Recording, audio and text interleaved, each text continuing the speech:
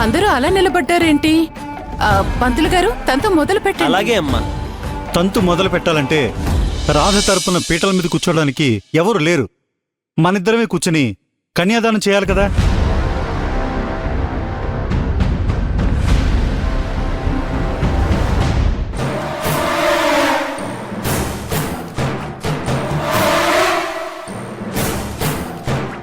మాట్లాడవేంటి సునంద? ఓ, దాంట్లో ఏముంది, కూర్చుంటాను.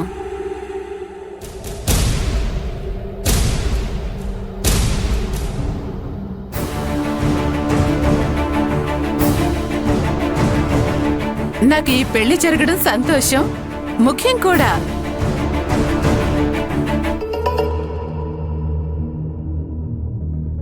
నా తమ్ముడి లైఫ్ లోకి ఒక అమ్మాయి వస్తుంది అంటే నాకంటే సంబరపడే వాళ్ళు ఎవరుంటారు?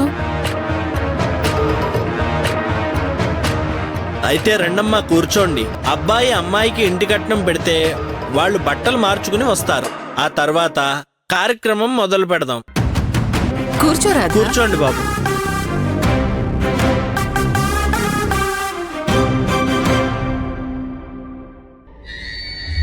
అమ్మా, పిచ్చా నీకు?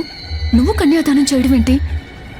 పిచ్చిదానా, పెళ్లి బట్టలు పెట్టే వరకే రాధ పీటల మీద ఉంటుంది. ఆ తర్వాత నువ్వేగా తాళి కట్టించుకునేది.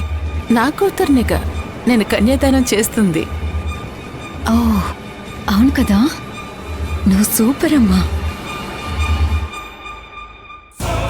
ఓం శ్రీ మహాగణాధిపతయే నమః.